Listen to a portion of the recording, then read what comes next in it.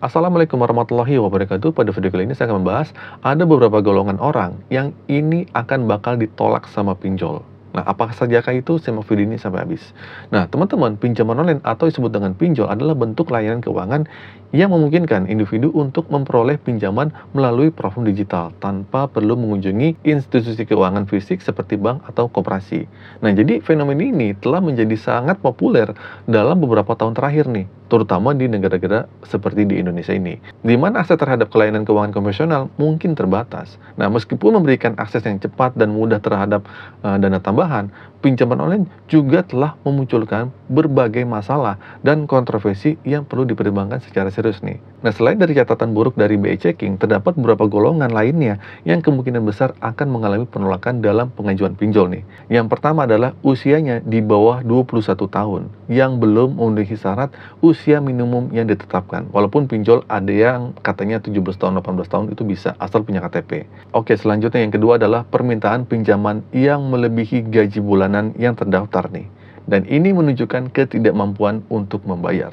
Oke, golongan yang ketiga adalah profesi tertentu seperti freelancer, pekerja harian atau kontrak, wira swasta yang masih baru, terus pekerja dengan pendapatan rendah, pekerja sementara, dan pekerja di bidang tertentu seperti PNS, tentara, atau polisi. Nah, seringkali ini dianggap sebagai resiko dan dapat mengakibatkan penolakan. Jadi gini, penyedia pinjaman itu cenderung memprioritaskan peminjam dengan pekerjaan tetap dan pendapatan yang stabil.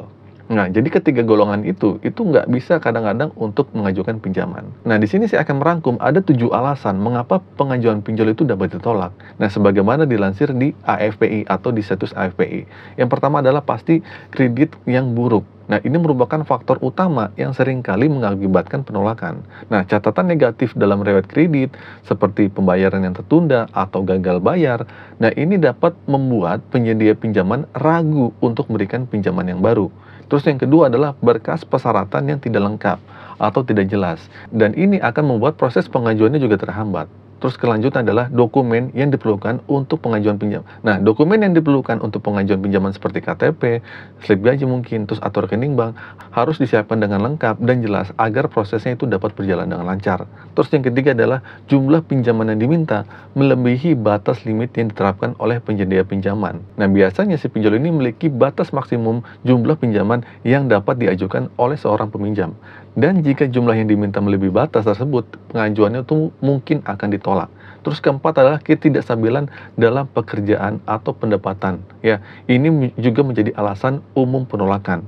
Oke, selanjutnya yang kelima adalah kedua nama pemilik rekening dan peminjam tidak sesuai dalam dokumen yang diajukan. Oke, selanjutnya yang keenam adalah domisili yang berada di luar jangkauan dari layanan yang telah ditetapkan oleh penyedia pinjol itu. Oke, yang terakhir, yang ketujuh adalah ketidakmampuan untuk dihubungi melalui nomor yang tercantum dalam pengajuannya.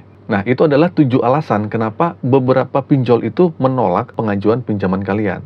Oke, gitu saja teman-teman video kali ini. Semoga info ini bermanfaat. Akhir kata dari saya, Assalamualaikum warahmatullahi wabarakatuh.